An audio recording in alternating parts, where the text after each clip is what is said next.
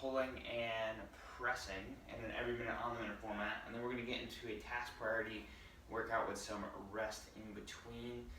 It's generally going to work on upper body endurance and coordination between the hips and the shoulders. So our first part, how it will flow every minute on the minute for 12 minutes. Our first movement, we are doing a pull-up variation or pulling variation movement depending on what we have accessible for equipment. So we're either going to be practicing our kipping pull-ups. You're going to do 7 to 12. You're simply going to work on practicing your endurance and technique during those kipping pull-ups. So it's not meant to force you to go as fast as you can for those kipping pull-ups. It's meant you to do that movement thinking about the technique and the quality of those kipping pull-ups. You can still work on your pull-ups. You can do 5 kipping swings plus a 15-second active hang. Okay, so it'll still allow you to work on the kipping motion plus your overall shoulder grip endurance on the pull-up bar. Okay, so you can work on your ability to hold your knuckles over the bar and keep your shoulders active through those 2 movements. If you have a dumbbell, okay, compared to a pull-up bar, dumbbell variation, we can do 6 upright rows at a tempo of 2, 1, 1, 1. So essentially, we're looking for a faster up, slower down tempo. Okay. So I won't be able to demonstrate a kipping pull-up, but essentially what we'll be looking for is a tight and controlled kip. Okay. So minimal movement in front and behind the bar, mostly in front because we don't want to like oversplay and lose our tension in our midline as we go into our arch. Oftentimes we see excessive shoulder flexion and excessive knee bend or arch through the back. We don't need that much. We need to keep the string, imagine the front of your body being a bowstring, you need to keep that string nice and tight as we go in through our arch position because that'll give us that momentum to whip back behind the bar, get our height to come over the bar with our chin. Okay, so tight kip, pull behind the bar, and then you're pushing away at the top. Okay, so instead of just dropping down at the top, push away from the bar. Same thing with the kipping swings, okay? Practice a tight arch, practice keeping the knuckles over the bar. This will effectively transmit good force between the shoulder, allowing you to keep that active shoulder position. So the shoulders are away from the ears. Remember, shoulders down does not mean chest up, necessarily, okay? Shoulders down can occur without the chest moving like this back and forth. Okay, so a big chest like this, it's a lot harder to keep compression in the midline, okay, versus here and then shoulders down and back. Okay, that's a little bit of exaggeration, but you get the idea. Upright row. You're going to start from your waist. You're going to imagine you are driving your elbow up into the side like you're elbowing someone who's to the right of you, like this. Okay, the other way you can imagine it is you're pulling a zipper of a coat from waist to chin. Okay, so the elbow will always be higher than the wrist compared to this, okay, where it's level. Okay, so it should be up here. All right. So again, faster up, slower down, 6 per arm. Then in the opposite minute, we're going to do a 30-second handstand hold, 30-second pike handstand hold, or a 30-second down dog. So essentially we're just in a pressing position like this, and we're shifting weight, we're getting comfortable being upside down, being comfortable balancing on our hands.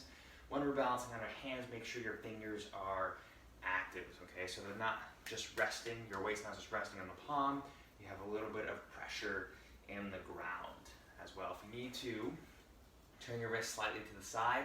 This might afford you a little bit more mobility and a little more room for your shoulders to be over your wrists. Okay, a pike variation would be like this. You'd walk your hands towards your feet. You can always spread your legs if your hamstrings are a little less flexible.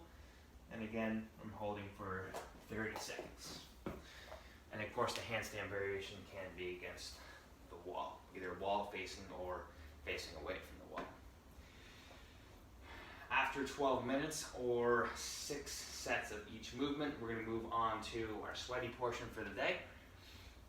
It's going to be 7 rounds for time with 60 seconds of rest between rounds. The goal is to go unbroken as possible. So essentially not letting the dumbbell or barbell leave your hands and not letting it be set down to the ground.